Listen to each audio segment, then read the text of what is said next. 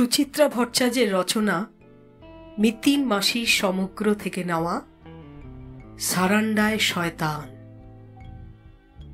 ষষ্ঠ ও শেষ পর্ব। কাক ভরে রেঞ্জ অফিসে চলে গেছে সার্গিয়া মিতিনের চিঠি নিয়ে। একটু পরে মিতিনও রওনা হলো মেঘাতুবুরু, একাই। টুপুরের খুব ইচ্ছে ছিল যাওয়ার, কিন্তু তাকে নিল না মিতিন, পার্থকেও না। জঙ্গলের রাস্তা বিপদসংকুল বটে, তবে নজরুলের ওপর মিতিনের যথেষ্ট ভরসা আছে। বাকিরা বরং সকালে একটু এদিক ওদিক ঘুরুক। সকালটা বেজায় ফাঁকা ফাঁকা ঠেকছিল টুপুরের। মিতিন মাসির ওপর অভিমান হচ্ছে মনে মনে। রাতেও তো মিতিন মাসির কথা শুনে মনে হচ্ছিল টুপুরকে সে সঙ্গে নেবে। শেষ পর্যন্ত কেন যে টুপুরকে কাটিয়ে দিল, এখনো কি টুপুরের ওপর আস্থা জন্মায়নি মিতিন মাসির? সার্গিয়ার বদলে সুমায়া আজ রান্নাঘরে। উনুন জ্বালিয়ে ময়দা টয়দা মেখে নিল সুমায়া। ঝটপট লুচি ভেজে ফেললেন সহেলি। দুপুরের রান্নার ভারও আজ সহেলেরই উপর। রেঞ্জ অফিস মাইল 10 দূর, পোরঙ্গায়। সাইকেলে গেছে সার্গিয়া। এই পাহাড় জঙ্গল রাস্তা ঠেঙিয়ে কখন ফেরে তার ঠিক কি? সহেলি কুটনো কুটছেন।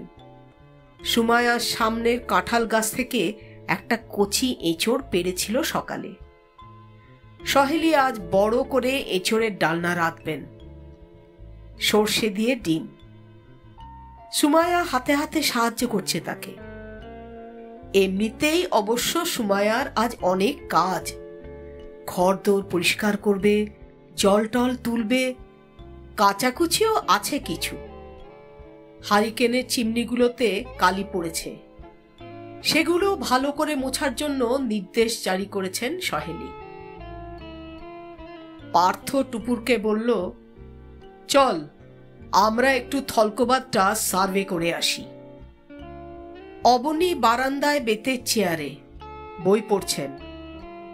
আমাজনের পোকামাকড় খতম। এখন তিনি ডুবেছেন মহাসমুদ্রের গভীরে। ওশানোগ্রাফির একখানা বই এখন তাঁর সঙ্গী। বইতে চোখ রেখেই অবনী মন্তব্য করল, কি দেখার আছে আর থলকোবাদে? পার্থ বলল, গ্রামটা দেখব। সে তো কাল কালীঝর্ণা যাওয়ার পথেই দেখে নিয়েছ। খানচল্লিশে কুঁড়ে ঘর, গোটা 5 দোকান, একটা টেলারিং শপ, একখানা স্কুল, আর কিছু মুরগি, ভেড়া, ছাগল।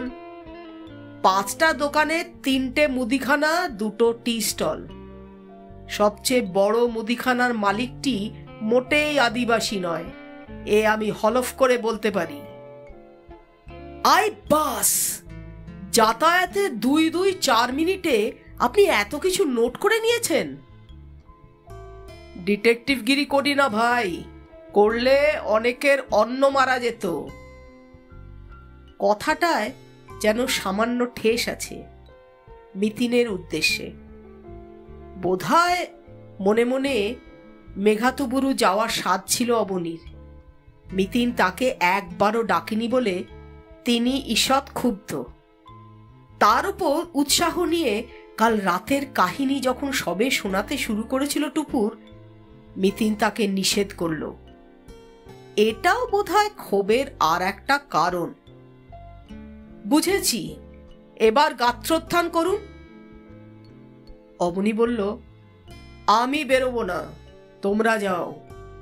ঘুরে এসে বলো আমার ইনফরমেশনে কোনো গলতি আছে কিনা। অগত্যা বেরিয়ে পড়ল টুপুররা। আগে আগে লাফাতে লাফাতে বুম বুম। বিট অফিসারদের কোয়ার্টার পেরিয়ে ডান দিকে মেঠো পথ। রাস্তার দুধারে থলকোবাদ গ্রাম। গভীর জঙ্গলের মধ্যেও থলকোবাদ মোটেই পাণ্ডব বর্জিত এলাকা নয়। গ্রামে লোকবসতি আছে ভালোই। ছোট্ট একটা বাজার মতনও আছে। সাইকেল চড়ে আদিবাসীরা এসেছে বাজারে, শাক সবজি কেনাকাটা চলছে। একটা দোকান উগ্র গন্ধে ম ম। বাইরে বেঞ্চিতে বসে আদিবাসীরা শালপাতার দোনায় পান করছে কি যেন। পার্থই বলে দিল পানীয়টা মহুয়া। অবনীর কথা মতো দর্জির দোকানও দেখা গেল একটা, বড় মুদিখানাও। মুদিখানার মালিক সত্যিই এক গৌরবর্ণ মধ্যবয়সী পুরুষ, এবং তিনি যে আদিবাসী নন এক ঝলকেই চেনা যায়। স্কুলটা রাস্তার ধারে। কাল টুপুর নজর করেনি। বেশ বড়ই বলা যায় স্কুলটাকে। একতলা পাকা বাড়ি, ভেতরে কম করেও খান দশেক ঘর, সামনে বিশাল মাঠ। ফুটবল পেটাচ্ছে কয়েকটি আদিবাসী কিশোর এই সকালবেলাতেই। কখন এদের স্কুল বসে, নাকি থলকবাদে এখনো বসন্তের ছুটি? স্কুলটাকে দেখতে দেখতে টুপুর বলল, সুমায়াকে কেন জামদায় পড়তে পাঠিয়েছিল সার্গিয়া দাদা? এই স্কুলটা তো ভালোই ছিল। পার্থ বলল, বোধহয় আরো ভালো স্কুলে পড়ানোর শখ হয়েছিল। তো এখনো তো সুমায়া এখানে ভর্তি হতে পারে। ও একবার না পড়ার স্বাদ পেয়ে গেছে, আর কি ওকে স্কুলে ঢোকানো যাবে? পার্থ হাসতে হাসতে বলল, তাছাড়া ওর ন্যাক জঙ্গল লাইফ, ওর নিজের মতনই বড় হোক। সুমায়ার কিন্তু কাল থেকে খুব মন খারাপ। তবেই তো, জঙ্গলের জন্তু জানোয়ারকে ও ভীষণ ভালোবাসে। স্কুল পেরিয়ে ছোট ছোট ক্ষেত, কচি সবুজ ধান গাছে নরম গালিচার মতো হয়ে আছে ক্ষেতগুলো। এ জায়গাটা মোটামুটি সমতল। কোনো পাহাড়ি ঝোড়া থেকে নালা কেটে এনে সেচের বন্দোবস্ত করা হয়েছে ক্ষেতে। নালার জল অতি স্বচ্ছ, কাক চক্ষুর মতো।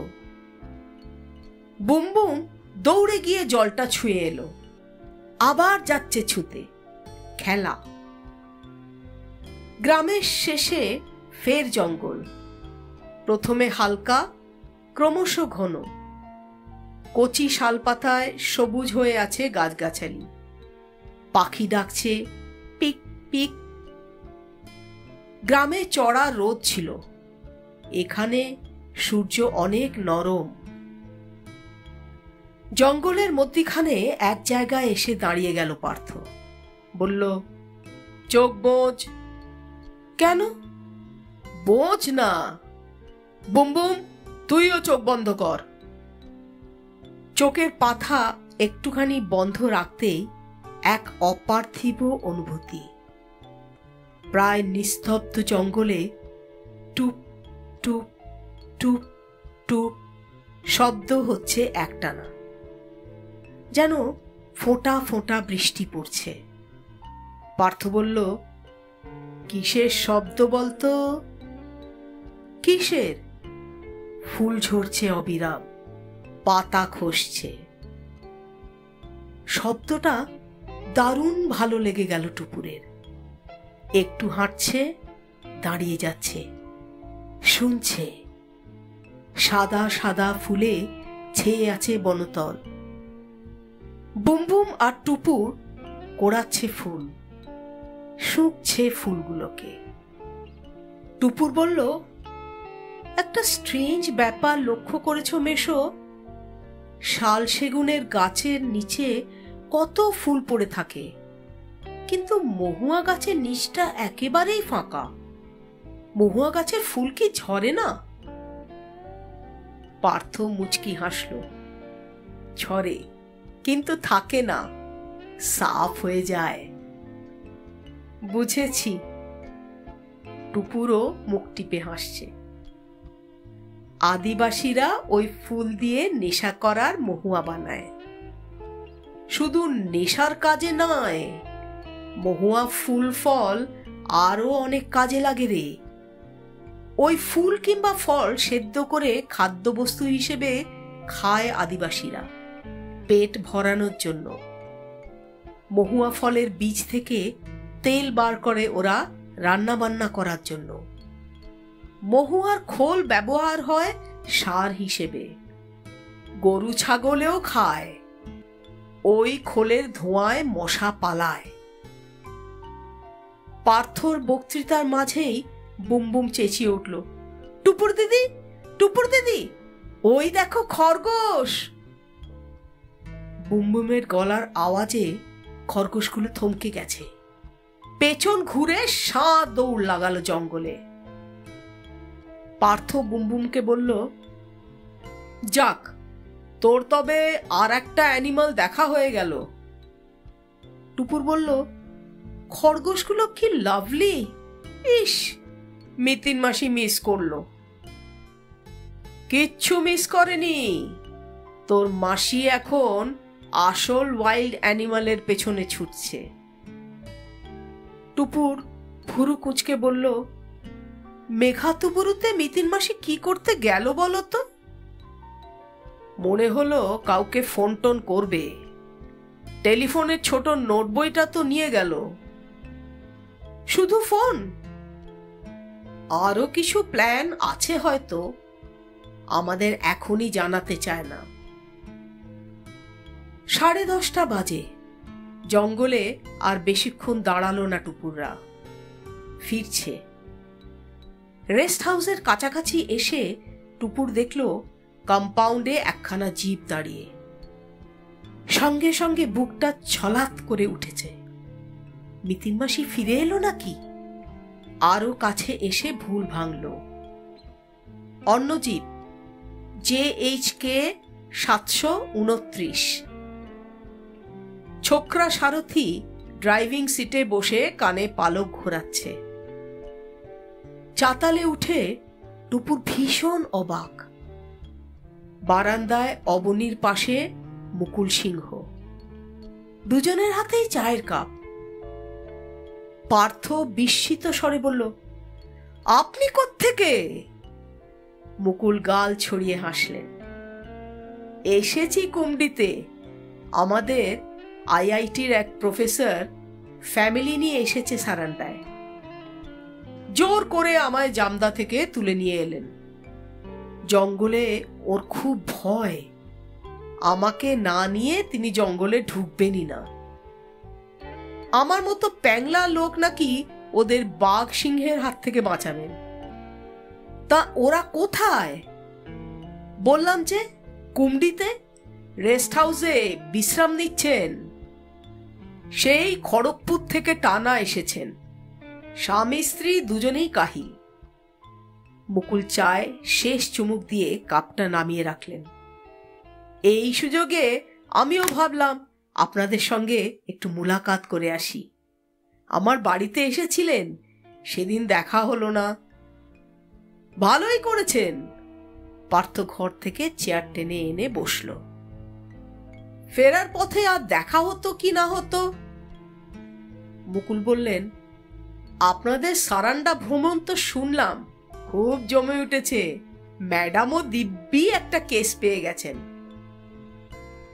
আপনি লিগিরদা এপিসোডটা শুনলেন?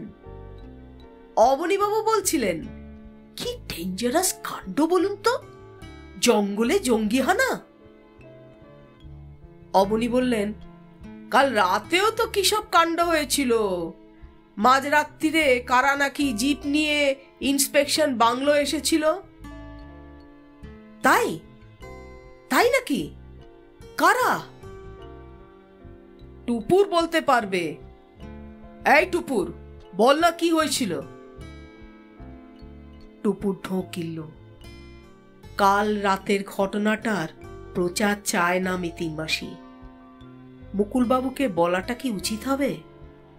বিশেষ করে মুকুলবাবুর বাবা আর ভাই যখন মিতিন মাসির সন্দেহের তালিকায় আছে। তাছাড়া এই মুকুলবাবুও তো একজন সিংহ, এ কথা তো ভুললে চলবে না। টুপুর সপ্রতিভ স্বরেই বলল, দেখলাম তো রেস্ট হাউস থেকে হুশ করে একটা জিপ ঢুকলো, জেনারেটর চললো, আলো জ্বললো, তারপর কিছুক্ষণ থেকে জিপটা চলে গেল, আলো নিভে গেল। কারা ছিল জিপে? দেখতেই পাইনি, জিপটা তো এদিক দিয়ে আর আসেইনি, বোধহয় বাংলোর ভেতর দিয়ে জঙ্গলে নেমে গেছিল। অবনী বলল, তাই লিগিরদা গেল নাকি? মুকুল বললেন, ওই গেট দিয়ে তো হাজারো দিকে যাওয়া যায়। আপনাদের চৌকিদার কি বলছে, কজন ছিল? টুপুর একটু দ্বিধার সঙ্গে বলল, 3 জন। মুকুল বললেন, ও চেনে? বলল তো না। তার মানে ফরেস্ট ডিপার্টমেন্টের কেউ নয়। মুকুল মাথা নাড়লেন। অনেক সময় রাত্রে উল্টোপাল্টা পাবলিকও চলে আসে। অনেকেরই তো রাতে জঙ্গল দেখার নেশা, তারা পারমিট টারমিটের পরোয়াই করে না, চৌকিদারকে পয়সা খাইয়ে হুটহাট বাংলোয় ঢুকে যায়। অথচ আপনারা, জেনুইন টুরিস্টরা গভর্নমেন্টকে পয়সা দিলেও ওই বাড়ি ভাড়া পাবেন না। পার্থ তির্যক স্বরে বলল, জঙ্গলের কানুন বোধহয় এরকমই হয়। জঙ্গলের কানুন? ভালো বলেছেন তো। মুকুল হাসতে হাসতেই বললেন, তবে লোকগুলো যদি কালপ্রিট হয়, তাহলে তাদের কাল রাতের এক্সপিডিশন মাটি হয়েছে। আপনার মিসেসের নুন ফেলে দেওয়া আইডিয়াটা ব্রিলিয়ান্ট। পার্থ বলল, হ্যাঁ, মিতিনের মাথায় চটপট বুদ্ধি এসে যায়। মুকুল বললেন, দেরি না করে আজই রেঞ্জ অফিসে খবর পাঠিয়ে দেওয়াটা ভালো কাজই হয়েছে। যদিও ফ্র্যাঙ্কলি স্পিকিং, এখানকার রেঞ্জ অফিসগুলোর ওপর আমার খুব ভরসা নেই। কেন? ওরা তো সব ঢাল নেই, তলোয়ার নেই, নিধিরাম সর্দার। গোটা সারান্ডায় আপনি সাকুল্যে 20খানা রাইফেল পাবেন কিনা সন্দেহ। আমার স্ত্রী বোধহয় চাইবাসাতেও ফোন করবে। Good, very good. যদি কিছু করতে পারে তো ডিস্ট্রিক্ট অফিসেই পারবে। মনে হয় ম্যাডামের দৌলতে হাতিটা এই যাত্রা বোধহয় রেহাই পেয়ে গেল। ডিএফও সাহেব হুকুম ছাড়লেই জঙ্গলের সমস্ত গেট সিল হয়ে যাবে। ব্যাস, তখন কালপ্রিটদেরও পালানোর রাস্তা বন্ধ। অবনী বললেন, ব্যাটাদের ধরে আচ্ছা সে জেলে চাক্কি পেশানো দরকার। হাতির মতো একটা প্রাণীকে অ্যাটাক করবে? ছি ছি ছি। শুরু হয়ে গেল হস্তি প্রসঙ্গ। সারান্ডা জঙ্গলেরই অজস্র হাতির কাহিনী উপকাহিনী শোনাতে লাগলেন মুকুল। কোথায় 2 হাতিতে নাকি টানা 26 দিন লড়াই চলেছিল, কিভাবে একটা বাচ্চা হাতিকে উদ্ধার করেছিল অন্য হাতিরা, পাগলা হাতিকে কেন বাকিরা দলে রাখে না, ইত্যাদি ইত্যাদি। গল্পের মাঝেই রান্নাঘর থেকে সহেলির আবির্ভাব। সহেলি মুকুলকে বললেন, এবেলা আর ফিরবেন কেন? ড্রাইভারকে ছেড়ে দিয়ে আমাদের এখানে 4টি খেয়ে নিন, তারপর চলুন করমপদা, মধুবাবার দর্শন করে আসি। অবনী বললেন, উত্তম প্রস্তাব। ফেরার পথে আমরাই নয় আপনাকে কুমডিতে ছেড়ে দিয়ে আসব। জানেন তো, আমার শ্যালিকার আজ সকালে কুমডি যাওয়ারই প্ল্যান ছিল। ওরে বাস, অসম্ভব। কেন? প্রথমত, আমার সঙ্গীরা 3টের মধ্যে জঙ্গল ছাড়বে, আমাকে ওদের সঙ্গে থাকতেই হবে। দ্বিতীয়ত, আমার ওই মধু বাবার কোনো আকর্ষণ নেই, কারণ আমি কোনো বুজরুক সাধুতে বিশ্বাস করি না। মধু বাবা বুজরুক? সহেলি হাঁ হাঁ করে উঠলেন। ভেলকি দেখানো সাধুমাত্রই বুজরুক। এই নিয়ে বাড়িতে আমার ভাইয়ের সঙ্গে কত তর্ক হয়ে গেল। বিকাশের আবার এসবে খুব বিশ্বাস। ওই মধু বাবার কাছে তো বার তিনে ঘুরে এসছে। একবার বৌমাকে নিয়েও এসেছিল। মুকুল ঘড়ি দেখলেন, 12টা বাজল। এবার আমি চলি, ম্যাডামের সঙ্গে আজ আর দেখা হলো না। বাইদি ভাই, আপনারা যেন ফিরছেন কবে? শনিবার রাত্রিটা চাইবাসায় থেকে রবিবার চক্রধরপুর থেকে ট্রেন ধরার ইচ্ছে। আমার রিটার্ন নেক্সট রবিবার। মুকুল উঠে গাড়ির দিকে গেলেন। পারলে শনিবার চলে আসুন জামদায়, আমি হোল ডে বাড়িতেই আছি। মুকুল চলে যাওয়ার অনেক পরে মিতিন ফিরল, প্রায় 2টোয়, থমথমে মুখে। মিতিন ফেরার খানিক আগেই সার্গিয়া ফিরেছে। সার্গিয়া চিঠি পৌঁছে দিয়েছে বটে, তবে রেঞ্জার সাহেব অফিসে ছিলেন না। তিনি নাকি গেছেন সেরাইকেলা। খেতে খেতে সার্গিয়ার মুখে রেঞ্জ অফিসের বৃত্তান্ত শুনল মিতিন। টুপুর পার্থ শোনাল মুকুল সিংহের কথা। মিতিন কথা বলছে অস্বাভাবিক কম।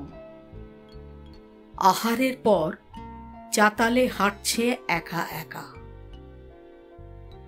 সহেলি তাকে ভয় ভয় জিজ্ঞেস করল, কিরে, করমপদায় যাবি তো, নাকি আজ ক্যান্সেল করে দেব, কাল না হয়? মিতিন মাথা নেড়ে বলল, না, আজই চলো। বড় সড়ো বেলগাছের নিচে ছোট্ট শিব মন্দির বাঁধানো, নিয়মিত পুজো আর্চার বন্দোবস্ত আছে। মন্দিরের গায়ে মধুবাবার আশ্রম, নামেই আশ্রম। আদতে বাঁশ দরমার কাঠামোর মাথায় টিনের চাল ফেলা একখানা বড় ঘর। বহিরঙ্গের চেহারা দেখে বোঝা যায় ঘরখানা হালে হয়েছে। আশ্রমের পেছনেই রেল লাইন, সামনে প্রকাণ্ড মাঠ। প্রকৃতপক্ষে মাঠও নয়, হালকা বন। খোলামেলা জায়গায় অনেকটা দূরে দূরে ছড়িয়ে আছে শাল গাছ। ওই শাল গাছগুলোর নিচেই হাট বসে করমপদায়। 4টে বাজে। হাট এখন ভাঙার মুখে। কেনাকাটার আর ভিড় তেমন নেই। সওদা সেরে ফিরছে আদিবাসীরা। বেশ কিছু আদিবাসী আশ্রমের সামনে জড়ো। জোর ক্যালার বেলার চলছে। আদিবাসী মেয়েদের মাথায় পলাশ শিমুল, সেগুন ফুলও খোপায় গুজেছে কেউ কেউ। রংচঙে পোশাকে রঙিন হয়ে আছে জায়গাটা। মহুয়ার উগ্র গন্ধ ভাসছে বাতাসে।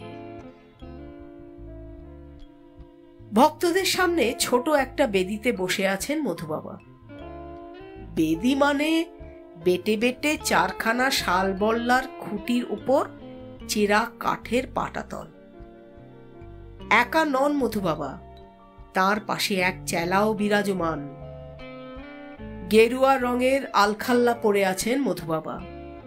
ঘাড় অবধি লম্বা লম্বা চুল, এক মুখ কাঁচা পাকা দাড়ি বুকের কাছে ঝুলছে। কপালে গালে খান্তিনেক বড় বড় আঁচিল। চেলাটিরও মুখ শ্মশ্রুগুম্ফ শোভিত, তবে তার আলখাল্লার রং সাদা। টুপুরদের জিপ থেকে নামতে দেখে পুরো সমাবেশটাই থমকে গিয়েছিল। ভক্তরা ঘুরে ঘুরে দেখছে টুপুরদের। মধুবাবার মোটা মোটা ভুরুতে পুরু ভাঁজ। চেলার চোখে জিজ্ঞাসা। করমপদার বনকর্মীটি টুপুরদের সঙ্গে এসেছে। বেদির কাছে গিয়ে কানে কানে কি যেন বলল চেলাটিকে। চেলাও গুরুকে ফিস ফিস করে বলল কি সব। মধু বাবার ভুরু স্বাভাবিক হলো। হাত নেড়ে ডাকলেন টুকুরদের। সামনে বসার জন্য ইঙ্গিত করলেন। মিতিন অস্ফুটে বলল, তোমরা যাও, আমি এখানেই আছি। সহেলি বলল, সে কি, কেন? তুইও চল। আমি দূর থেকেই দেখি। টুপুর বলল, আমিও তাহলে মিতিন মাসির সঙ্গে থাকি। মিতিন আদেশের সুরে বলল, না, তুই সামনে গিয়ে বস, ভালো করে দেখ সাধু বাবা কোনো চালাকি করছে কিনা। মিতিন মাসি একটা কাজের ভার দিতেই টুপুর মহা আহ্লাদিত। বুমবুমের হাত ধরে গট গট করে এগিয়ে গেল। বেদির হাত দুয়েক তফাতে বসলো আসন পিড়ি হয়ে। তীক্ষ্ণ চোখে দেখছে মধুবাবার ঐশী কার্যকলাপ। টুপুরের পাশে পার্থ, তার পাশে সহেলি। হাত জোড় করে বসেছেন সহেলি, মুখে গদগদ ভাব। অবনী আসেননি সঙ্গে। মধুবাবাতে তার কণা মাত্র আগ্রহ নেই। তিনি এখন থলকবাদের জঙ্গলে বসে মহাসমুদ্রের টানে বিভোর। মধুবাবা এক আদিবাসী মহিলার সমস্যা শুনছিলেন। টুপুরদের আগমনে কিছুক্ষণের জন্য অমনোযোগী হয়েছিলেন তিনি। আবার মগ্ন হয়েছেন মহিলার আবেদনে, শুনছেন মহিলার কথা। বেদির পাশে প্রকাণ্ড ড্রাম। মহিলার কথা শেষ হওয়া মাত্র ড্রাম থেকে জল তুলে ঢালা হলো একখানা স্টিলের ডেকচিতে। চেলা ডেকচিটা মধুবাবার সামনে এনে ধরল। জলে ডান হাত ডুবিয়ে দিলেন মধুবাবা। চক্ষু নিমিলিত, জলে ঘোরাচ্ছেন হাতখানা। ঠোঁট নড়ছে অল্প অল্প। 15-20 সেকেন্ডের পর হাতখানা তুলে নিয়ে ইশারা করলেন চেলাকে। আদিবাসী মহিলাটিকে ফ্যাসফ্যাসে গলায় চোস্ত হিন্দিতে নির্দেশ দিল চেলা, এই জল তোর বোতলে ঢেলে নে। ছেলেকে আজ 3 বার খাওয়াবি, কাল 3 বার, 2 চুমুক করে। পূর্ণিমা লাগার পরে আর খাওয়াতে হবে না। মহিলাটি কাঁপা কাঁপা গলায় বলল, পেটের ব্যথা সেরে যাবে তো মহারাজ? মধুবাবা চোখ বুজে ঘাড় নাড়লেন, হাতে অভয় মুদ্রা। মহিলা মধুবাবাকে সাষ্টাঙ্গে প্রণাম করল। কোচড়ে রাখা প্লাস্টিকের বোতলে ঢেলে নিল জলটা। তারপর উঠে গেছে ধীর পায়। এবারে এক আদিবাসী বৃদ্ধ। চেলা ফের ফ্যাসফ্যাসে স্বরে জিজ্ঞেস করল, তোমার কি সমস্যা? বৃদ্ধ হাউ মাউ করে কেঁদে উঠল, আমার বুড়ি বিছানা থেকে উঠতে পারছে না, হাত পা মুখ সব ফুলে গেছে। চেলা বলল, কেঁদো না, বাবার ওপর ভরসা রাখো। এবার জল নয়, ছোলা থেকে 1 মুঠো চাল বার করে বৃদ্ধের হাতে দিয়েছে চেলা। বলল, চাল খেয়ে দেখো, মিঠা। বৃদ্ধ 2-3টে চাল দাঁতে কেটে মাথা নাড়ল, না। এবারে চাল বাবার হাতে দিয়ে দাও। বৃদ্ধ কুঁজো হয়ে চাল দিচ্ছে। 2 হাতে চালটা নিলেন মধুবাবা। ফের চক্ষু নিমিলিত, ঠোঁট নড়ছে, হাতে চাল ঘষছেন। চেলা বলল, এবারে 1 দানা চাল মুখে দাও। চাল দাঁতে কেটে বৃদ্ধ বিহ্বল, বারবার কপালে হাত ঠেকাচ্ছে। চেলা প্রশ্ন করল, চাল মিঠা লাগছে? হ্যাঁ মহারাজ। জোরে জোরে সবাইকে বলো। বৃদ্ধ ঘর ঘরে গলায় চেঁচিয়ে উঠে বলল, চাল মিঠা, চাল মিঠা। সঙ্গে সঙ্গে সমবেত জনতা জয়ধ্বনি তুলেছে, মধু বাবা কি জয়, মধু বাবা কি জয়, মধু বাবা কি জয়।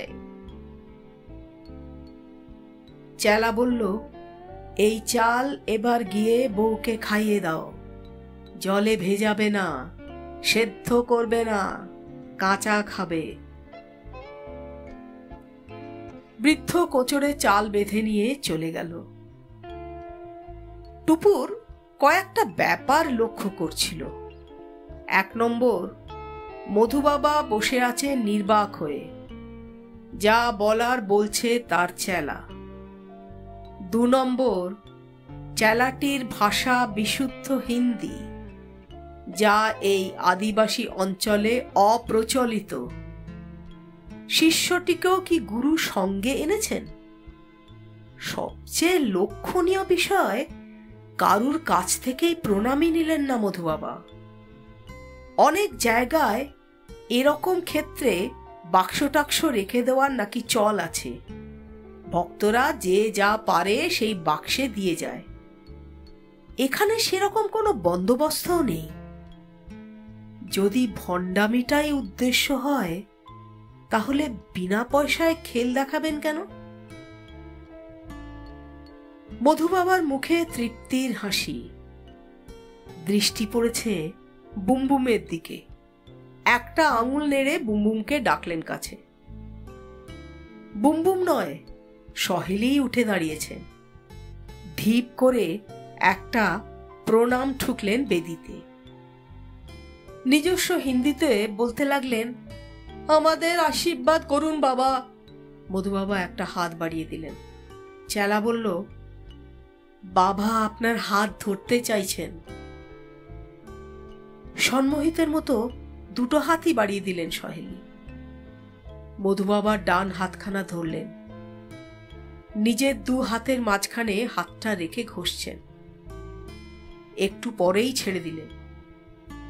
চেলা সহেলিকে বলল, আপনার হাত জিভে ঠেকান, মিষ্টি হয়ে গেছে। 5 সেকেন্ডের মধ্যেই সহেলি হুমড়ি খেয়ে পড়েছে মধুবাবার পায়ে। বাবা, আপনি ভগবান, আমাকে দয়া করুন। চেলা জিজ্ঞেস করল, কি হয়েছে আপনার? হাঁটু আর কোমরে ভয়ানক যন্ত্রণা মহারাজ, পূর্ণিমা অমাবস্যায় বাড়ে। মধুবাবা ইশারা করলেন চেলাকে। চেলা বলল, আপনাদের কাছে 1 টাকার কয়েন আছে? পার্থ চকিতে পার্স খুলে 4-5 খানা কয়েন রাখল বেদিতে। মধুবাবা তার থেকে মাত্র 2টো কয়েন তুলে নিলেন। আঙুলে ঘষে ফেরতও দিলেন সঙ্গে সঙ্গে। চেলাও যথাবিহিত নির্দেশ দিল সহেলিকে, ব্যথার স্থানে কয়েনটা ঘষবেন রাত্রে শোয়ার সময়, সকালে ঘুম থেকে উঠে যন্ত্রণার উপশম হবে। পার্থ জিজ্ঞেস করল, কয়েন মিষ্টি হয়ে গেছে? চেলা বলার আগেই সহেলি জিভে ঠেকিয়েছেন কয়েন 2টো। আপ্লুত গলায় বললেন, ওমা, এ যে লজেন্সের চেয়েও মিষ্টি। বুমবুম বায়না জুড়ল, আমাকে দাও, আমাকে দাও।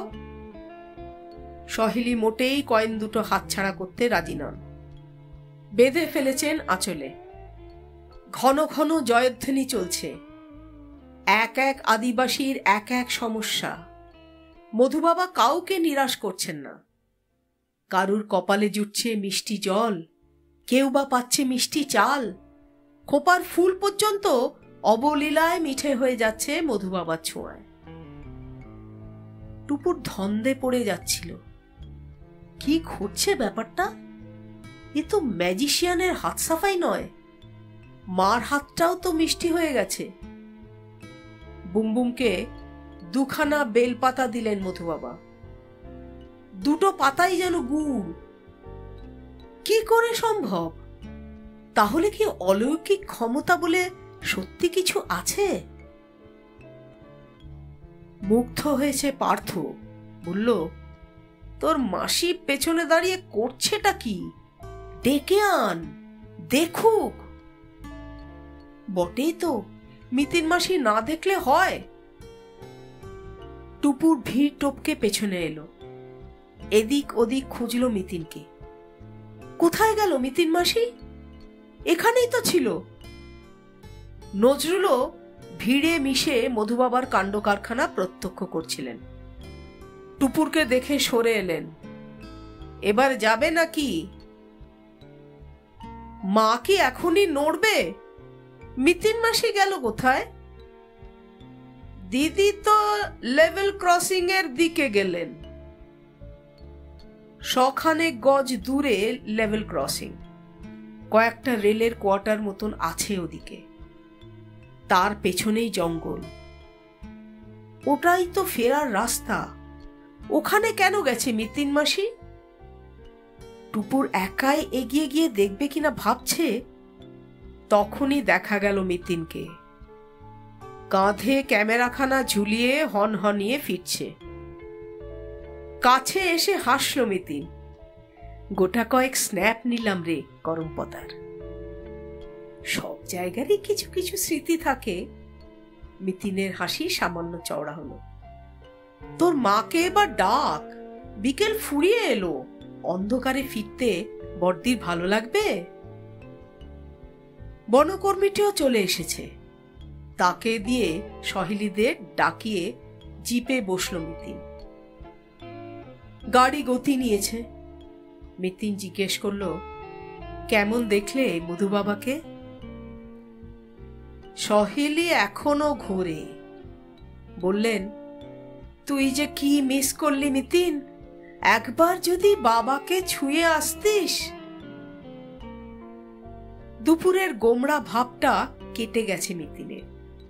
মুচকি হেসে বলল, আমি যা দেখার দেখে নিয়েছি। কি করে দেখলি? তুই তো পেছনে ছিলি। বেশি সামনে গেলে তোমাদের মধুবাবার অসুবিধে হতো। তার মানে তোর এখনো বিশ্বাস হয়নি? কোনটা বিশ্বাস করার কথা বলছো? ওই মিষ্টি করে দেওয়ার ক্ষমতা, নাকি মধুবাবার দৈব শক্তি? ওমা, মিষ্টি করার ক্ষমতাটাই তো দৈব শক্তি। মোটেই না বর্দি। তোমার মধুবাবাটি একটি তৃতীয় শ্রেণীর ফ্রড। করমপদার মতো রিমোট জায়গায় না উঠে কলকাতায় আড্ডা গাড়লে একদিনে ওর চামড়া উঠে যেত। কিভাবে সবকিছু মিষ্টি করে দিচ্ছে জানো? অজস্র ধরনের প্লান্ট প্রোডাক্ট আছে যেগুলো দারুণ মিষ্টি হয়। চিনি গুড়ের চেয়ে ঢের ঢের বেশি মিষ্টি। সবচেয়ে কমন উদাহরণ সরবিটল, গ্লিসারল কিংবা তোমাদের মধু। এরা প্রায় চিনির মতোই, কিন্তু এদের কেমিক্যাল স্ট্রাকচার চিনির চেয়ে আলাদা। রক্তে চিনির মাত্রা বেড়ে গেলে এদের চিনির পরিবর্তে ব্যবহার করা হয়। ডায়াবেটিস রোগীদের সন্দেশ তৈরি হয় সরবিটল দিয়ে। হজমের ওষুধে গ্লিসারল মেশায় মিষ্টি করার জন্য। মিতিনের কথাগুলো মগজে ঢুকছিল না সহেলী। বললেন, তার সঙ্গে মধুবাবার চাল জল মিষ্টি করার কি সম্পর্ক? আছে আছে। ডালসিটল বা স্টেডিওসাই চিনির চেয়ে 300 গুণ মিষ্টি। এগুলো উদ্ভিদ থেকে তৈরি হয় এবং সেই গাছ খুব বিরল নয়। এমনকি কলকাতাতেও মেলে। অ্যাজিরেটাম বলে একটা গাছ আছে, যার পাতা কাণ্ড সবই ভয়ানক মিষ্টি। এই রকম যে কোনো একটা উদ্ভিদের নির্যাস হাতে লাগিয়ে মধুবাবার খেলাটি দেখানো সম্ভব। এমনিতে হাত দেখে কিছু টের পাওয়া যাবে না, কিন্তু ওই হাতে যা ছোবে তাই মিষ্টি হয়ে যাবে। মিতিন পার্থর দিকে ফিরল। তোমার সেই গোড়বাবার কেসটা মনে আছে? কোনটা বলো তো? সেই মহারাষ্ট্রে? ইয়েস, পুনে ডিস্ট্রিক্টের বারামতিতেও এরকম একটা মিষ্টি বানানো বাবার আবির্ভাব হয়েছিল 1992 সালে। প্রতারকটির নাম ছিল ভানু দাস গায়কোয়াড়। সে ঝাল কাঁচা লঙ্কাকেও মিষ্টি করে দিত। তার পৃষ্ঠপোষক ছিলেন এক আয়ুর্বেদ ডাক্তার। খেলাটা অবশ্য বেশি দিন চালাতে পারেনি ভানুদাস ওরফে গোড় বাবা ওরফে গুড় বাবা। যুক্তিবাদী সমিতির লিডাররা গিয়ে লোকটাকে ধরেও ফেলেছিল, কিন্তু পাবলিক সেন্টিমেন্টের জন্য কিছুই করা যায়নি। ভানুদাস তাদের চোখে ছিল একজন হিরো। লোকটা যে চিটিংবাজ হতে পারে এ তারা মানেই নি। তাছাড়া ভানুদাসের পেছনে অনেক বড় বড় চাই ছিল, তারাও ভানুদাসকে প্রোটেকশন দিয়েছে। এই মধু বাবা হচ্ছে ওই ভানুদাস গায়কোয়াড়েরই করমপদা সংস্করণ। সহেলির চোখ কেমন ঘোলা হয়ে গেছে।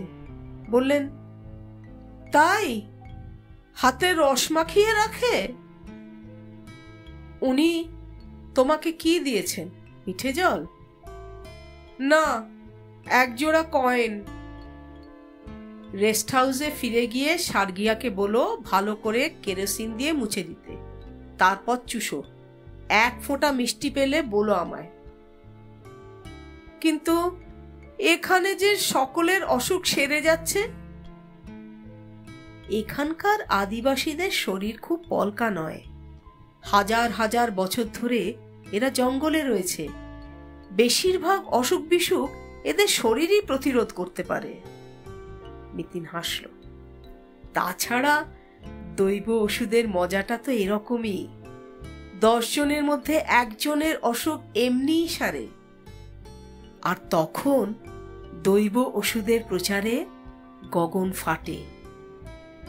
যাদের সারে না তারা চুপচাপ চেপে যায়, ভাবে এ বুঝি তাদের পাপের ফল। আর এইভাবেই বাবারা মহাবাবা হয়ে যান। সহেলি গুম মেরে গেল। টুপুর খুব মজা পেয়েছে। বলল, আমারও তাই কেমন কেমন ঠেকছিল। বাজারের পেছনে তো একটা নিম গাছও ছিল। নিম পাতা এনে বাবার হাতে ঘষে দিলি না কেন? রহস্য ফাঁস হয়ে যেত। পার্থ বলল, সে তো তুমিও করতে পারতে। না স্যার, পাবলিক সেন্টিমেন্ট বলে একটা ব্যাপার আছে। বললাম যে আদিবাসীরা সবাই মিলে আমায় ঠ্যাঙাতো। তাহলে এখন যা করতে হবে সব রয়ে সয়ে। টুপুর বলল, কিন্তু লোকটা করমপদা এসে ডেরা বেঁধেছে কেন? লোকটা তো পয়সা করিও নেয় না। কারণ আছে নিশ্চয়ই। মিতিনের স্বর ফের গম্ভীর। শিগগিরই জানতে পারবি। পাহাড়ের আড়ালে ঝুপ করে হারিয়ে গেছে সূর্য। কয়েক মিনিটের মধ্যেই জঙ্গল অন্ধকার। সাবধানে চড়াই উতরাই ভাঙছে নজরুল। জিপেও সবাই কেমন চুপচাপ। আধার বনে অস্বস্তি কাটাতেই পার্থ হঠাৎ বলে উঠল, তোমার মেঘাতুবুরু অভিযানের কি ফল? কাজ হয়েছে। আশা করছি আজই ফোর্স এসে যাবে। চাইবাসায় ফোন করেছিলে? তার চেয়েও বড় জায়গায় চিফ কনজারভেটর অফ ফরেস্টকে ফোন করেছি। তার নম্বর কোত্থেকে পেলে? অনিশ্চয় বাবু, আমাদের লালবাজারের ডিসি সাহেব। ওর শালা দেবজ্যোতি সরকার গোটা পূর্ব ভারতের বন জঙ্গলের হর্তাকর্তা। তাকেই ফোন করে বললাম এলিফ্যান্ট এপিসোড। খবর উনিও পেয়েছেন, তবে স্কেচি। ডিটেলে শুনে উনি রীতিমতো এক্সাইটেড। ইমিডিয়েটলি ডিএফও চাইবাসাকে অর্ডার করবেন বললেন। পার্থকে খুব আশান্বিত মনে হলো না। বলল, দেখো কি করে। সরকারের তো 18 মাসে বছর। কোনো কোনো সময় 3 মাসেও বছর হয়, যদি উপরওয়ালা চান। এবং আমার অনুমান যদি ভুল না হয়, থলকোবাদে এখন 1-2 ফরেস্ট অফিসারকে আমি পাব। অনিশ্চয়বাবুর সঙ্গে কথা হলো? বললে হাতির কেসটা? তার চেয়ে অনেক বেশি কথা হয়েছে। কি কথা? বললাম যে জানতে পারবে, ধৈর্য ধরো। মিতিনের অনুমানই সঠিক। জঙ্গলের বেশ কয়েকজন অফিসার পৌঁছে গেছেন থলকোবাদে ইন্সপেকশন বাংলোয়। ডিএফও সাহেব তো আছেনই, উপগ্রহের মতন সামটা, গুয়া, কোয়না 3 রেঞ্জের রেঞ্জার সাহেব হাজির। বাংলোর কম্পাউন্ড জিপে জিপে ছয়লা। অবনীর সঙ্গে বাংলোর হাতায় কথা বলছিলেন ডিএফও। নাম ছবিলাল মারান্ডি, বয়স বছর 45, বেটে খাটো, গাট্টা গোট্টা চেহারা। ঠান্ডা ঠান্ডা জঙ্গলেও তার পরনে হাফ শার্ট। মিতিনকে দেখে ছবিলাল এগিয়ে এলেন। আপনি দেবজ্যোতি বাবুর পরিচিত? এ কথা চাইবাসাতে একবার বলেননি কেন? আমি আপনাদের জন্য ইন্সপেকশন বাংলোটাই বুক করে দিতাম। রেস্ট হাউসেই বেশ আছি। মিতিন মুখ টিপে হাসল। সরাসরি চলে এলো কাজের কথায়। আপনাদের অ্যারেঞ্জমেন্ট কদ্দূর? ফোর্স আসছে, আজ রাতে নইলে কাল সকালেই পৌঁছে যাবে। আমি রাঁচিতে খবর করে দিয়েছি। দেরি হয়ে যাবে না তো? কি করা যাবে ম্যাডাম, চাইবাসায় আমার হাতে যে কজন গার্ড আছে সবাইকে আমি জঙ্গলে পোস্ট করে দিয়েছি। গেটগুলো তো আর্মড গার্ড বাড়াতে হয়েছে। বদমাইশগুলো পালাতে গেলে তাদের সঙ্গে ফাইট হতে পারে। অ্যাডিশনাল ফোর্সের জন্য আমাকেও তো রাঁচির উপর ডিপেন্ড করতেই হয়। রাঁচি টু থলকোবাদের দূরত্বটাও ভাবুন, প্রায় 270 কিলোমিটার। ওখান থেকে পৌঁছতে 10 থেকে 12 ঘন্টা তো লাগবেই। পার্থ বলল, সে তো বটেই, রাস্তাঘাটও তো তেমন। প্রথম আলাপ সাঙ্গ করে মিতিনকে নিয়ে বাংলোয় গিয়ে বসলেন ডিএফও সাহেব। সারান্ডার ম্যাপ খুলেছেন। বললেন, আমি এখুনি যা স্টেপ নেওয়া নিয়েছি। বদমাইশগুলো নুনের প্ল্যান থেকে সরবে না বলেই আমার ধারণা। লিগিরদায় ওরা ব্যর্থ হয়েছে, কিন্তু অন্য কোথাও ওরা ট্রাই করবেই। হাতিটাকে লাস্ট দেখা গেছে তিরিলপশির 3 কিলোমিটার ওয়েস্টে। ওখান থেকে মোটামুটি 15 কিলোমিটার রেডিয়াসে আমাদের আরো 3টে সল্ট লিক আছে। ডিএফও সাহেব ম্যাপে ঝুঁকলেন, আঙুল দিয়ে দেখালেন বিন্দুগুলোকে। বললেন, সব কটাই ওয়েল গার্ডেড। তবে মিতিন বলল, কি তবে? কোয়েনার রেঞ্জার বলে উঠলেন, স্যার মনে করছেন আজকের রাতটা ওরা চুপচাপই থাকবে। কাল পূর্ণিমা পড়েছে, পূর্ণিমার রাতটাকেই পছন্দ করে পুচাররা। জ্যোৎস্নায় চারদিক আলো হয়ে থাকে তো, তখন লক্ষ্যস্থলের অনেক দূরে গাড়ি রেখেও হেঁটে ওরা টার্গেট পয়েন্টে পৌঁছে যেতে পারে। ডিএফও বললেন, ইয়েস, পূর্ণিমাতেই জঙ্গলের শিকার খুব সহজ। এর ওপর যদি ওদের কাছে টেলিস্কোপিক রাইফেল থাকে, তাহলে তো ওরা অনেক দূর থেকেই ট্রাই নিতে পারে। মিতিন অস্ফুটে বলল, অরণ্যের জ্যোৎস্না এত নিষ্ঠুর হয়? এত চেষ্টা করেও হাতিটাকে বাঁচানো গেল না। সকালে সবে ঘুম থেকে উঠেছে টুকু। মিতিনদের ঘর তখনও বন্ধ।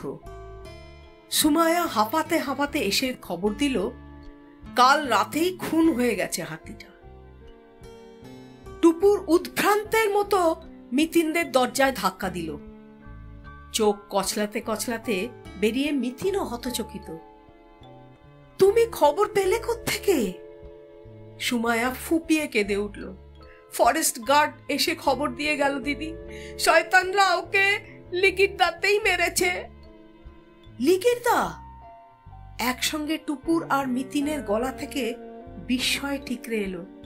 হা দিদি, দাঁত ভি উপড়ে নিয়েছে। মিতিন দু হাতে চুল খামচে ধরল, মাথা ঝাঁকাচ্ছে। সাহেবরা কোথায়? সাহাব লোক তো শুনেই জিপ নিয়ে বেরিয়ে গেল, আমাকেই বলল আপনাদের জানিয়ে দিতে। অবনী আর সহেলি বেরিয়ে এসছেন ঘর থেকে। পার্থ। কয়েক সেকেন্ড কারো মুখে কথা নেই, যেন মৃত হাতির স্মরণে শোক পালন চলছে। মিতিনি বরফ ভাঙল, গলা থেকে ধিক্কার ঝরছে। ছি ছি ছি, আমরা কি নির্বোধ! ওরা যে আবার লিগিরদাতেই চেষ্টা করবে, এই সরল সত্যটুকু কেন মাথায় এলো না? পার্থ বলল, না আসাই তো স্বাভাবিক, ওখানে তো ওরা ফেল করেছিল, এবং সেই জন্যই ওরা মাস্টার প্ল্যানটা বদলায়নি। চোরা শিকারী দলের পান্ডা 7 ঘাটের জল খাওয়া লোক। আমরা কি ভাবতে পারি সেটাও সে আমাদের আগে ভেবে ফেলেছে। He is always 1 step ahead। লিগিরদার প্ল্যান ভেস্তে গেছে বলে ওরা আর লিগিরদা যাবে না, আমাদের এই ভাবনাটাও পড়ে ফেলেছে রাবণ। জানতো কাল লিগিরদায় পাহারা থাকবে না। সহেলি বলল, কি ডেঞ্জারাস লোক রে! মিতিন অস্থিরভাবে পায়চারি করছে। আমি নিজেকে ক্ষমা করতে পারছি না। আমার অন্তত বোঝা উচিত ছিল রাবণ হস্তি চরিত্র আমাদের চেয়ে অনেক বেশি ভালো জানে। সে নিশ্চিত ছিল হাতি 2-1 দিনের মধ্যে লিগিরদায় আসবেই। পার্থ বলল, তো এখন আমরা কি করব? লিগিরদা যাব এখনই, তুমি নজরুল ভাইকে ডাকো। সুমাইয়া বলল, আমি যাব দিদি, আমার দিল বহুত দুখাচ্ছে। চলো। মিতিন ঘরে ঢুকে পোশাক বদলে নিল চটপট। টুপুরো, পার্থ, অবনীও রেডি। জঙ্গলে এই প্রথম অবনীকে তাড়াহুড়ো করতে দেখা গেল। বুমবুম ঘুমোচ্ছে, তাকে আর ডাকা হলো না। ওইটুকু ছেলের ওই বিচ্ছিরি দৃশ্য দেখার কোনো দরকার নেই। সহেলি রয়ে গেলেন বুমবুমের কাছে। তড়িঘড়ি জিপে উঠে বসল বাকিরা। লিগিরদার রাস্তাটা আজ বড় বেশি লম্বা মনে হচ্ছিল সকলের। কেন যে পথ ফুরোয় না। বন দফতরের বহু কর্মী পৌঁছে গেছে লিগিরদায়। খবর ছড়িয়ে গেছে চারিদিকে। ভিড় করছে জঙ্গলবাসীরাও। টুপুররা গিয়ে দেখল দৃশ্যটাকে। যত ভয়ঙ্কর ভাবছিল, দৃশ্যটা তার চেয়েও ভয়ঙ্কর। রক্তে মাখামাখি হয়ে পড়ে আছে হাতিটা। সল্টলেক থেকে হাত 30 তফাতে। সুরের ঠিক পাশে কানের কাছে 3-3টে বুলেটের গর্ত, এবং 2টি দাঁতের একটিও নেই। ডিএফও হন্তদন্ত মুখে দৌড়ে এলেন। কি বাজে ব্যাপার হলো বলুন তো, আমি যে স্যারকে এখন কি জবাবদিহি করব? হাতের মৃত্যু নিয়ে নয়, ডিএফও ব্যাকুল ওপরওয়ালাকে কৈফিয়ত দেওয়ার চিন্তায়। মিতিন গোমড়া মুখে বলল, ওসব নয় পরে ভাববেন, আগে গজদন্ত 2টো উদ্ধারের চিন্তা তো করুন। দাঁত নিয়ে পালাতে পারবে না। জঙ্গলের সব গেটে ওয়াকি টকি মেসেজ চলে গেছে। প্রত্যেকটি গাড়ি সার্চ করা হবে। যদি তারা গাড়িতে না যায়, ভুলে যাবেন না জঙ্গলের ভেতর দিয়ে একটা ট্রেন লাইনও আছে। তাই তো।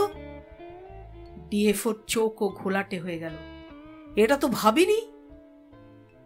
জঙ্গলের ভেতরে একটাই তো স্টেশন, করমপদা। প্যাসেঞ্জার ট্রেন সকালে করমপদায় কখন আসে? ভ্যাবাচাকা খাওয়া মুখে এদিক ওদিক তাকাচ্ছেন ডিএফও। সামটার রেঞ্জার তাড়াতাড়ি এগিয়ে এসে বললেন, কিরিবুরুর থেকে ট্রেনটা ছাড়ে 8:05, করমপদায় 8:30 পৌঁছাবে।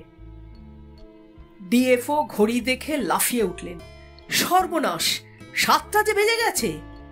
এখনই তবে ওয়াকি টকিতে করমপদায় জানিয়ে দিই, ট্রেনটাকে আটকাক। না, আপনারই যাওয়া উচিত। মিতিনের স্বরে এমন একটা দৃঢ়তা ছিল যে তাকে অগ্রাহ্য করতে পারলেন না ডিএফও। দৌড়ে জিপে উঠে পড়েছেন। হাতের ইশারায় 4 জন সশস্ত্র বনরক্ষীকে গাড়িতে তুলে নিয়ে মুখ বাড়িয়ে মিতিনকে বললেন, আপনি আসবেন না? যাচ্ছি, আপনারা এগোন। লিগিরদা ছাড়ার আগে আর একবার হাতিটার কাছে গিয়ে দাঁড়ালো মিতিন। পাশে টুপুর আর সুমায়া। কি অসহায় ভাবে পড়ে আছে অত বড় প্রাণীটি। 2 চোখের মনি স্থির, যেন এখনো এই নিষ্ঠুর পৃথিবীটাকে তার দেখা ফুরোয়নি। জঙ্গলের সম্রাটের চোখে এখনো জঙ্গলের ছায়া। আহারে! মিতিন দাঁতে দাঁত ঘষে বলল, শয়তানগুলোকে ছাড়া চলবে না রে সুমায়া। শুকনো পাতা মারিয়ে ছুটল জিপ। হাতের মৃত্যুতে নজরুলও দারুণ ব্যথিত। চাপা ক্রোধে চোয়াল শক্ত হয়ে গেছে তার। শাঁ শাঁ ছোটাচ্ছেন গাড়ি, খানিকটা বেপরোয়া ভাবে।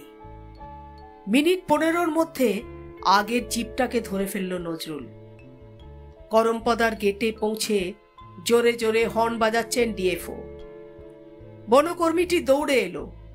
আজ সে উর্দি পড়েছে। খটাস করে সেলাম ঠুকে বলল, জি সাব। মিতিন লাফিয়ে নামলো জিপ থেকে। চেঁচিয়ে ডিএফওকে বলল, এক্ষুনি ওকে অ্যারেস্ট করুন মিস্টার মারান্ডি। বনকর্মীটির মুখ পলকে পাংশু। ডিএফওকে কিছু জিজ্ঞেস করার সুযোগই দিল না মিতিন। বলল, পরে কথা হবে, আগে ওকে তুলে নিন জিপে। এর কোয়ার্টারেই আমি গজদন্তের প্যাকিং বাক্স দেখেছি। কোনো প্রতিবাদ জোড়ার আগেই সশস্ত্র বনরক্ষী জিপে পুরে ফেলল বনকর্মীটিকে। মিতিন নজরুলকে বলল, এবার সোজা স্টেশন, জলদি।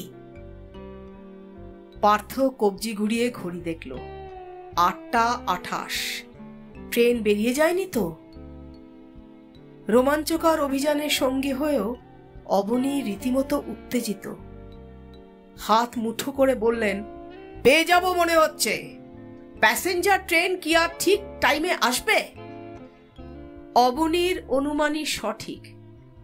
ট্রেন ঢোকেনি এখনো, তবে সিগন্যাল ডাউন হয়ে গেছে।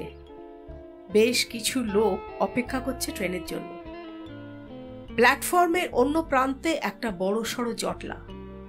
ভিড়ের মধ্যে মধুবাবাকে দেখা যাচ্ছে। ইয়া 2খানা প্যাকিং বাক্স রাখা হয়েছে প্ল্যাটফর্মে। একটায় অধিষ্ঠান করছেন মধুবাবা, পাশেরটায় তার চেলা। আদিবাসী ভক্তরা বিদায় জানাতে এসছে মধুবাবাকে। ঢিপ ঢিপ প্রণাম ঠুকছে। আশীর্বাদ করার ভঙ্গিতে একটা হাত উঁচু করে তুলে রেখেছেন মধুবাবা। মিতিন দৌড়তে দৌড়তে মধুবাবার সামনে গেল। মুখে একটা বিচিত্র হাসি ফুটিয়ে বলল, চললেন কোথায়? পাশের বাক্সটার উপর থেকে চেলার যথারীতি হিন্দিতে উত্তর, বাবা বারসই যাচ্ছেন। হঠাৎ বারসই? কালই তো রাউরকেল্লা থেকে ফিরলেন। চেলা একটি লোককে দেখিয়ে বললেন, ইনি বাবার শিষ্য যদুনাথ মোহান্তি। ইনি বাবাকে নিয়ে যেতে এসেছেন। অদূরে দণ্ডায়মান লোকটির পরনে ধুতি পাঞ্জাবি, চুল ব্যাকব্রাশ করে আঁচড়ানো। নাকের নিচে শোভা পাচ্ছে এক জবরদস্ত বীরাপ্পান কোপ। মিতিন হেসে বললেন, কি হালদার বাবু, আপনি টাইটেল পাল্টালেন কবে? এমন বদখত একখানা গোফিবা লাগিয়েছেন কেন? দুদিকটা তো সমান হয়ওনি, ডান পাশটা তো ঝুলে যাচ্ছে। যদুনাথ ওরফে হালদার ভুল করে গোফে হাত দিয়ে ফেলল। এবং তৎক্ষণাৎ খুলে পড়েছে গোঁফজোড়া। মিতিনকে কষ্ট করে গ্রেফতার করার কথা বলতেও হলো না। ডিএফওর সঙ্গী এক বন্দুকধারী ঘেঁটি চেপে ধরেছে হালদারে। নির্বিবাদে হালদার গোঁফজোড়া দিয়ে দিল বনরক্ষীটিকে। মিতিন ততক্ষণে 2 প্যাকিং বাক্সের মধ্যিখানে ঢুকে পড়েছে। ব্যঙ্গের সুরে বলল, সাধু মহারাজজি, আপনার তো আর বারসই যাওয়াই হলো না। এবার আপনিও ভালোই ভালোই আপনার গোঁফদাড়ি জমা করে দিন। আপনার আলখাল্লাটাও কি খুলে নেব? চেলা প্যাকিং বাক্স থেকে নেমে পড়েছে। গুটি গুটি পায়ে সরে পড়ার চেষ্টা করছিল। মিতিন তর্জনী তুলল, এই, একদম নড়ার চেষ্টা নয়। ফরেস্ট গার্ডদের রাইফেল কিন্তু লোডেড। সঙ্গে সঙ্গে ডিএফও হুঙ্কার ছাড়লেন, গেট সেট। তড়াক করে একসঙ্গে সবকটা রাইফেলের সেফটি ক্যাচ উঠে গেল। চেলাটি মুখে অসহায়তার ভাব ফুটিয়ে বলল, ये क्या हो रहा है बहिन जी? এই চুপ! আর হিন্দি নয়, হালদারের পো, এবার বাংলায় কথা বল। বলেই এক হেঁচকায় তার দাড়িটা খুলে নিল মিতিন। ঠিক তখনই একটা ভোজবাজি ঘটল, কিংবা সার্কাস। অদ্ভুত ক্ষিপ্রতায় একখানা ব্যাক ভোল্ট খেলেন মধুবাবা। প্যাকিং বাক্সের পেছনে পড়েই স্প্রিং দেওয়া ছুরির মতন লাফিয়ে উঠলেন। সাপের মতন এঁকে বেঁকে ছুটতে শুরু করেছেন প্ল্যাটফর্ম বেয়ে। সমস্ত রাইফেলের নল ঘুরে গেছে মধুবাবার দিকে, কিন্তু তারা নিশানা স্থির করতে পারছেন না। ডিএফও গর্জন করেছেন, পকড়ো পকড়ো! সহসা এক আশ্চর্য কাণ্ড। তীব্র বেগে কোনো এক বস্তু উড়ে গিয়ে আঘাত করল মধুবাবার ঘাড়ের নিচটায়। সঙ্গে সঙ্গে কাটা কলা গাছের মতো লুটিয়ে পড়ল মধুবাবা। সব কটা চোখ একসঙ্গে ঘুরে গেল। সুমায়া হাতের গুলতিটা তখনও কাঁপছে থরথর। চোখ জ্বলছে সুমায়ার। অবনী স্থানকাল পাত্র ভুলে শিশুর মতো হাততালি দিয়ে উঠল, সাব্বাস! সুমায়া তো কামাল করে দিল। মিতিন বলল, ও আর উঠলে হয়। মাটি পুড়িয়ে গুলতির গোলা বানিয়েছে সুমায়া, আর সারান্ডার পাহাড়ের মাটিতে তো লোহা। মধুবাবার ভবলীলা বোধহয় সাঙ্গ হল। কাছে গিয়ে অবশ্য দেখা গেল মধুবাবা ভালো রকমই জীবিত, জ্ঞানও ফিরেছে। তাকাচ্ছে পিট পিট। পার্থ চুকল, আসুন, এবার আপনার চুলদাড়িটা খুলে নি। অবনী বললেন, পরচুলাটা তুমি খোলো, দাড়িটা আমি খুলি। এমন দুর্দান্ত অভিযানে আমারও একটা শেয়ার থাক। ডিএফওর কাছে পুরো ঘটনাটাই বুঝি প্রহেলিকার মতো লাগছিল। দৃশ্যটাকে মনে হচ্ছিল হ্যালুসিনেশন। মিতিন তাকে বাস্তবে ফেরালো। কেজো গলায় বলে উঠল, প্যাকিং বাক্স দুটো খুলে দেখে নিন, 2 গজদন্তই আছে। আর এই মধুবাবাটিকে একটু সাবধানে নিয়ে যান। এ কিন্তু জেল ভাঙতে দারুণ ওস্তাদ। 2বার কেনিয়ার জেল থেকে পালিয়েছে। ডিএফও হতবম্ব মুখে বললেন, আপনি একে আগে চিনতেন? ছবি দেখেছি। এই লোকটার আসল নাম গর্জন রায়। এক অতি প্রতিভাধর শয়তান। একসময় নামি ইঞ্জিনিয়ারিং কলেজ থেকে কেমিক্যাল ইঞ্জিনিয়ারিং পাশ করেছিল। মূল বাড়ি জলপাইগুড়ির কাছে রানীনগরে। এখন বিশ্ব নাগরিক। পেশা চৌর্যবৃত্তি। হাতির দাঁত লুট করায় ইনি স্পেশালাইজ করেছেন। মধুবাবা ওরফে গর্জন রায়কে হাতকড়া পরিয়ে দিল বনরক্ষীরা। হালদার গোলদার জুটিরও হাতে শিকল। স্টেশনে উপস্থিত আদিবাসীদের চোখে পলক পড়ছে না। সরল মুখগুলো হা হয়ে আছে বিস্ময়। ট্রেনের হুইসেল শোনা গেল। বারসই যাওয়ার গাড়ি ঢুকছে প্ল্যাটফর্মে। ডিএফও আরো কি একটা প্রশ্ন করতে যাচ্ছিলেন, মিতিন তাকে থামিয়ে দিল। বলল, আমাদের কাজ এখনো শেষ হয়নি, আরো একজনকে খাঁচায় পুরতে হবে। কাকে? সিংহ মশাইকে। এই গর্জন রায় যদি রাবণ হন তো তিনি মেঘনাদ। আমার আন্দাজ বলছে এই ট্রেনেই আমরা দর্শন পাব জমিদার সিংহর। টুপুরের চোখ বিস্ফোরিত। পুরুষোত্তম বাবু এই ট্রেনে আসছেন? তিনিই কি আড়াল থেকে, নাকি বিকাশ সিংহ? এখনই দেখতে পাবে। ট্রেন থামলো, ওঠানামা করছে যাত্রীরা। ডিএফও কে সঙ্গে নিয়ে কামরায় কামরায় উকি মারছিল মিতিন। একটা দরজার সামনে এসে দাঁড়াই গেল। হিমশীতল গলায় বলল, আসুন সিংহ মশাই, আমরা আপনারই পথ চেয়ে আছি। দীর্ঘকায় মানুষটা সুরসুর করে নেমে এলো প্ল্যাটফর্মে।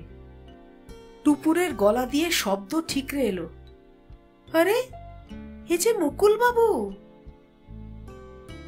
ভরা পূর্ণিমা, একটু আগে চাঁদ উঠেছে। চরাচরে এখন অপরূপ জ্যোৎস্নার মসলিন। সারান্ডার জঙ্গল সেজেছে রূপলি সাজে। হালকা হালকা বাতাস বইছে। শাল সেগুনের মহুয়ার বনে থির থির কাঁপন। ইন্সপেকশন বাংলোর লনে গোল হয়ে বসে গল্প করছিল টুকুরা রাতে খাওয়া দাওয়ার পর। দূরের জঙ্গলের দিকে তাকিয়ে সহেলি বললেন, কি অপূর্ব দেখতে লাগছে, তাই না? ঠিক মনে হচ্ছে গোটা জঙ্গল যেন গয়নাগাটি পরে ঝলমল করছে। আহা, চক্ষু আজ সার্থক হলো। অবনী বলল, আমার কিন্তু চক্ষু আগেই সার্থক হয়েছে মিতিনের কেরামতি দেখে। মিতিন লাজুক মুখে বলল, ধুস, কেরামতি কিসের? ঘটনা পরম্পরাগুলো স্টাডি করলেই ব্যাপারটা জলের মতো পরিষ্কার হয়ে যায়। আর আমি তো বেশ কয়েকখানা সূত্রও পেয়ে গেছিলাম। টুপুর বলল, আমি বলবো কি কি সূত্র? বল। যেমন ধরো, ঝিনিক পানিতে মোটরসাইকেলের চালকটিকে দেখেই তোমার খুব স্ট্রাইক করেছিল, মনে হয়েছিল লোকটা খুব চেনা চেনা। এটাকে কি সূত্র বলা যাবে? মিতিন মৃদু হাসল, কারণ লোকটা তো আমার চেনা ছিল। বহুকাল আগে খবরের কাগজে গর্জন রায়ের একটা ছবি বেরিয়েছিল। ছবির সেই মুখটাই আমার স্মৃতিতে ছিল আবছা আবছা। আর তাই কোথায় দেখেছি কিছুতেই স্মরণ করতে পারছিলাম না। বরং বটল ওপেনারটাই ক্লু হিসেবে ধরা যায়। ওই ছোট্ট জিনিসটাই তো আমার স্মৃতিকে ঝাঁকি দিয়ে জাগিয়ে দিল। পার্থ বলল, বটল ওপেনার মানে যেটা তুমি বাংলো থেকে কুড়িয়ে পেয়েছিলে? মিতিন ঘাড় নাড়ল। বটল ওপেনারটা গায়ে লেখা ছিল এলিফ্যান্ট ফেস্টিভ্যাল 1992 কিনিয়া। ওটা দেখেই মনে পড়ে গেল কিনিয়ার হস্তি উৎসবের পরপরই কিনিয়ার নাকুরুতে গর্জন রায় নামের লোকটা ধরা পড়েছিল। কাগজে মোটামুটি ডিটেলেই বেরিয়েছিল খবরটা। যতদূর মনে আছে, হেডিং ছিল, গজদন্ত পাচারের দায় বিদেশে ভারতীয় ইঞ্জিনিয়ার গ্রেফতার।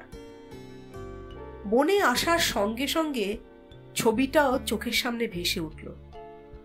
আরে সেই লোকই তো এই লোক, হাতি মারতে সারান্ডায় হানা দিয়েছে আন্তর্জাতিক ক্রিমিনাল গর্জন রায়। তাও গর্জন রায়ের বর্তমান খবরাখবর জানার জন্য মেঘাতগুরু গিয়ে ফোন করলাম অনিশ্চয় বাবুকে। উনি আমার কাছে ঘন্টাখানেক সময় চেয়ে নিলেন। তারপর ইন্টারনেট আর পুলিশ ফাইল ঘেঁটে কনফার্ম করলেন বছর দেড়েক আগে কিনিয়ার জেল ভেঙে পালিয়েছে গর্জন রায়। অতএব সে ভারতে চলে আসতেই পারে। তোমাদের হয়তো মনে আছে, গত বছর নর্থ বেঙ্গলে 2টো হাতিকে মেরে গজদন্ত লুট করা হয়েছিল। সম্ভবত ভারতে গর্জন রায়ের ওটাই প্রথম কীর্তি। পার্থ বলে উঠল, গর্জন রায় নর্থ বেঙ্গলের লোক বলেই কি প্রথমে ওখান থেকে অপারেশন শুরু করেছে? নিশ্চয়ই তাই। স্থানীয় জঙ্গলের টোপোগ্রাফি ভালো করে জানা না থাকলে সেখানে চোরা শিকার চালানো সম্ভব নয়। কিন্তু মুকুল সিংহ এর মধ্যে এলো কি করে? আমারও এটা নিয়ে প্রথমে খটকা ছিল। মুকুল সিংহকে আপাত চোখে দেখে ভালো মানুষ বলেই মনে হয়। বটেই তো, অবনী বলল। মুকুল সিংহ এর মধ্যে থাকবে আমি কল্পনাই করতে পারিনি। আমিও একে একে দুয়ে দুয়ে চার করলাম অনেক পরে। গর্জন রায়ের অতীত জীবন সম্পর্কে ভাবতে গিয়েই মুকুল সিংহর সঙ্গে তার যোগাযোগের সম্ভাবনাটা মাথায় খেলে গেল। গর্জন রায় আইআইটি ছাত্র ছিল। মুকুল সিংহ ওখানকারই স্টুডেন্ট হস্টেলের কর্মচারী। আমি শিওর গর্জন রায় যে হস্টেলে থাকতো মুকুল সিংহ সেই হস্টেলেরই স্টাফ। তো গর্জন রায় তো বহু কাল আগে পাশ করে গেছে, মুকুল সিংহর তার সাথে যোগাযোগ হলো কি করে? মনে রেখো, গর্জন রায় একজন ক্রিমিনাল হলো, সে কিন্তু ব্রিলিয়ান্ট ছাত্র ছিল। তার মাথা অত্যন্ত সাফ। 1 বছর নর্থ বেঙ্গলে বদমাইশি করেই সে বুঝতে পেরেছে এবারে তাকে জায়গা পাল্টাতে হবে, কারণ বন দফতর ওখানে এখন অ্যালার্ট হয়ে গেছে। তাছাড়া ওখানে তার চেনা জানার সংখ্যাও অনেক, অতএব ওখানে তার ধরা পড়ার সম্ভাবনাও বেশি। অন্য কোন জঙ্গলে অপারেশন শুরু করা যায় ভাবতে গিয়েই সম্ভবত মুকুল সিংহের কথা মাথায় আসে গর্জন রায়ের। মুকুল সিংহের বাড়ি যে প্রায় সারান্ডাতেই, এটাও যেমন জানত গর্জন, সঙ্গে সঙ্গে মুকুলের নেচারটাও তার অজানা ছিল না। মুকুল সিংহের নেচার মানে? মুকুল সিংহ একজন পাড় জুয়ারি। ছেলেবেলা থেকেই কুসঙ্গের প্রতি তার টান প্রবল। কুসঙ্গে পড়ে একবার বাড়ি থেকেও পালিয়েছিল। খড়গপুরে পাঠিয়েও ছেলের চরিত্র বদল করতে পারেনি পুরুষোত্তম। তবে তিনি শক্ত ধাতের মানুষ। বিজনেস বাঁচানোর জন্য মুকুলকে কাজ কারবারের ধারে কাছেও ঘেঁষতে দেননি। মুকুলের যে কিছু একটা বদ নেশা আছে, এই সন্দেহটা আমার চাই বাসাতেই মাথায় উঁকি মেরেছিল অনন্ত চ্যাটার্জির কথায়। জুয়ারিরা অসম্ভব লোভী হয়। গর্জন রায় লোক চরিত্র ভালোই বোঝে, তাই মুকুলকেই সে সারান্ডা অভিযানের সঙ্গী হিসেবে বেছে নেয়। সে ভালোই জানত সারান্ডা অঞ্চলে সিংহ পরিবারের যথেষ্ট প্রতাপ আছে, আর তাই মুকুলের মাধ্যমে হাতির দাঁত পাচার তার পক্ষে সহজ হবে। অবনী বলল, কিন্তু মুকুল সিংহর জুয়ার নেশা আছে তুমি বুঝলে কি করে? ওই যে বললাম, একে একে দুয়ে দুয়ে চার করতে করতে। সেদিন রাতে সিংহমশাই নামটি শোনার পর থেকেই আমি ভাবতে শুরু করি এই সিংহটি কে হতে পারে। পুরুষোত্তম সিংহ? ভদ্রলোকের যথেষ্ট সুনাম আছে, কিন্তু বদনামও আছে। তারপর মনে হলো, যে মানুষ খ্যাতি আর সম্পদের চূড়ায় উঠে গেছেন, তিনি এই বৃদ্ধ বয়সে পৌঁছে হঠাৎ হাতির দাঁত চুরি করার কাজে নামতে যাবেন কেন? তাও আবার অন্য কারুর সঙ্গে হাত মিলিয়ে? না, পুরুষোত্তমের চরিত্রের সঙ্গে এই কাজটা মেলানো যায় না। তাহলে দ্বিতীয় সন্দেহের লোক বিকাশ সিংহ। বিকাশ অত্যন্ত উদ্ধত ধরনের, দাম্ভিক। জঙ্গলেও তার নিয়মিত আনাগোনা।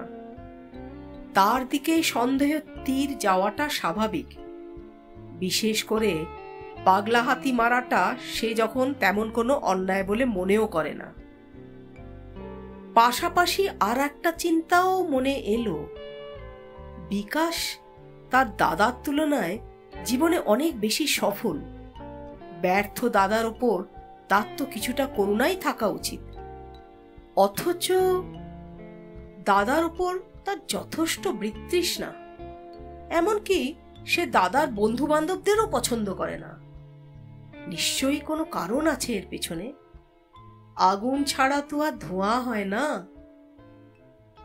বটল ওপেনারটা হাতে আসার পর থেকে আইআইটির ব্যাপারটা তো মাথায় ঘুরছিলই। মুকুল সিংহর নেচারটা কনফার্ম করার জন্য আমি মেঘাতুবুরু থেকে চাইবাসার অনন্ত চ্যাটার্জিকেও ফোন করেছিলাম। সেদিনও অনন্তবাবু চেপে যেতে চাইছিলেন, পরে কিছুটা খুলে বলতে ওই টিপস আমায় দিয়ে দিলেন। মুকুল সিংহ আগে পরিবারের টাকা পয়সাও অনেক নষ্ট করেছে এবং এই নিয়ে বিকাশের সঙ্গে তার বহু ঝগড়াঝাটিও হয়েছে। এমন একটা ইম্পর্টেন্ট সংবাদও সাপ্লাই করলেন অনন্তবাবুই। ব্যাস, আমার অঙ্কটাও অনেকটা এগিয়ে গেল। তারপর থলকোবাদে ফিরে যখন শুনলাম মুকুল সিংহ থলকোবাদে এসেছে, তখন তো হিসাব প্রায় কমপ্লিট।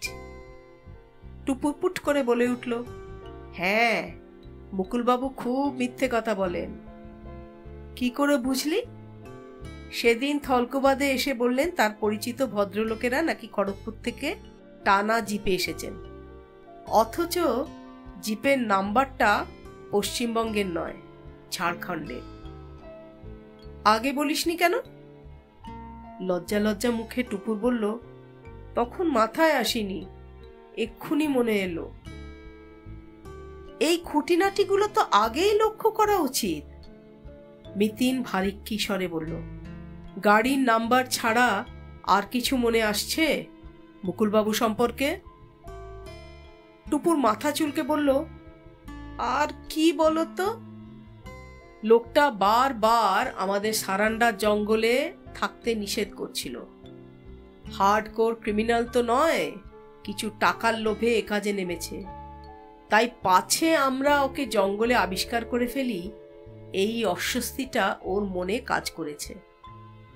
ইনফ্যাক্ট আমরা ওকে আদৌ সন্দেহ করছি কিনা সেটা বুঝতেই ওর থলকোবাদে আসা।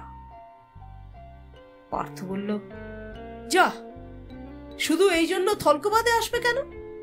অপারেশনের খোঁজ খবর নিতেও জঙ্গলে এসেছিল। সে তো বটেই। লিগিরদা থেকে নুনের বস্তা হাপিস হয়ে যাওয়ার খবরটা মুকুল পেয়েছিল, আর সে কাজটা আমরাই করেছি কিনা অথবা আমরা আদৌ কিছু টের পেয়েছি কিনা বুঝে নিতে এসেছিল। গর্জন রায়ের মতো ঝানু তো নয়, তাই বোঝেনি ওর ওই হঠাৎ দর্শন দেওয়াটাই বুমেরাং হয়ে যেতে পারে। সহেলি বলল, মুকুল সিংহের ব্যাপারটা না হয় বুঝলাম, কিন্তু গর্জন রায়ের মতন পাকা ক্রিমিনাল হঠাৎ মধুবাবা সেজে বসেছিল কেন বলতো? এটা বোঝা তো খুব সহজ বর্দি, মিতিন বলল। হাতি মারা হবে সারান্ডার জঙ্গলে, হাতির দাঁত চালান যাবে সারান্ডা দিয়ে। সুতরাং এদিকে তো ওর 1-1.5 মাস ঘাঁটি গাড়া দরকার। উটকো লোকের মতো জঙ্গলে ঘোরাফেরা করলে লোকের মনে সন্দেহ হবেই। তাই ওই ভেগ মধুবাবা সেজে আদিবাসীদের মন জয় করে সবার চোখের সামনেও থাকলো এবং কেউ ওকে সন্দেহ করল না। করমপদা থেকে অপারেশনের প্রস্তুতি চালানোটাও তো অনেক সহজ। পার্থ বলল, হ্যাঁ হ্যাঁ, ব্যাটা সাধু সেজে থাকলেও মুরগি খাওয়ার লোভ সামলাতে পারত না। দাড়ি গোঁফ খুলে গেরুয়া বসন ছেড়ে মোটর সাইকেলে করে মুরগির খোঁজে বেরোতো। শুধু মুরগি কেন, শিষ্যের বাড়ি যাওয়ার নাম করে গর্জনবাবু আর গর্জনবাবুর চেলারা মোটর সাইকেলে সর্বত্রই ঘুরে বেড়াতো। স্ফূর্তি করার ব্যাপারটা তো ছিলই, তবে খবর কালেকশনও ছিল অন্যতম কাজ। ঝিনিকপানিতে যেদিন ওদের সঙ্গে দেখা হলো, পরে কিরিবুরুতেও, সেদিন শিওর ওদের একটা আর্জেন্ট মিটিং ছিল। সম্ভবত জামদার কাছে পিঠে, কারণ মুকুল সিংহ ছিল সেই মিটিংয়ে। পরে গর্জনবাবু চেলাকে নিয়ে মেঘাতুবুরুতে রাতে একটু আসর জমাতে যান। সত্যি এখন সব একেবারে জলের মতো পরিষ্কার। পার্থ একটা হাই তুলল। চলো, গর্জন মুকুল ছেড়ে এবার আমরা শুতে যাই। কাল সকাল সকাল তো আবার রওনা দিতে হবে। ইস, কি ঝড়ের মতো 5টা দিন চলে গেল, সহেলি বললেন। আবার সেই কলকাতায় ফিরে হাঁড়ি ঠেলো। অবনী বললেন, 6খানা বই এনেছিলাম, দুটোও তো শেষ হলো না। পার্থ জিজ্ঞেস করলো, জঙ্গল আর সমুদ্রর পর আর কি কি আছে আপনার কাছে? পাহাড়, মহাশূন্য? প্রশ্নের ভঙ্গিতে মিতিন সহেলি হেসে কুটিপাটি। টুপুর হাসছিল না, কারুর কথাও শুনছিল না। তার উদাস চোখ জ্যোৎস্নামাখা জঙ্গলে স্থির। বিষণ্ণ মনে হাতিটার কথা ভাবছিল টুপুর। হাতিটার সেই নিষ্প্রাণ চোখ দুটোর কথা সে ভুলতে পারবে না কোনোদিনও। ইস, কেন যে কিছু কিছু মানুষ এমন হৃদয়হীন হয়।